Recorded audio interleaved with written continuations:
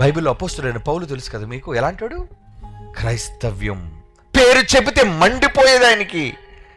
యోధా మతోన్మాది, యూదులకు సంబంధించి ఎలాంటాడో తెలుసా? ఈరోజు ఎలాగైతే రోడ్ల మీదకి వచ్చి అడిగినోడిని కరపత్రాలు పంచలో కొడుతున్నారో, ఆ రోజు క్రీస్తును ప్రకటించిన వాళ్ళని ఏం చేశారో తెలుసా? ఇళ్లలోనికి వెళ్ళి వాళ్ళని తీసుకొని బయటకు వచ్చి, పురుషులని లేదు, స్త్రీలని లేదు, చెరసాలలో వేయించి చంపడం ధ్యేయంగా పెట్టుకున్నాడు. చంపడమే, క్రైస్తవుడు కనబడితే చంపేయాలి. మరి ఆ మతోన్మాదే కదా, యోధ మతం పిచ్చి పట్టినోడు. దేవుడు చంపేశాడా? పౌలుని చంపేశాడా? చంపేస్తే ఈరోజు మీరు ఇన్ని మంచి పత్రికలు, 14 పత్రికలు రాశాడు ఆ మహానుభావుడు, చదివి ఉండేవాళ్ళ? ఆసియాలోను యూరోప్లోను ఎన్ని సంఘాలు కట్టాడు. ఆ సంఘాలు ఈరోజు వెలసిల్లు ఉండేవా? ఆ రోజే అతను చంపేస్తే, ఒక స్టెఫెన్ అనే అమాయకుడిని చంపేస్తున్నప్పుడు ఆ పక్కనే ఉన్నాడు, చంపండ్రా అని సాక్షిగా నిలబడ్డాడు ఆ మతోన్మాది.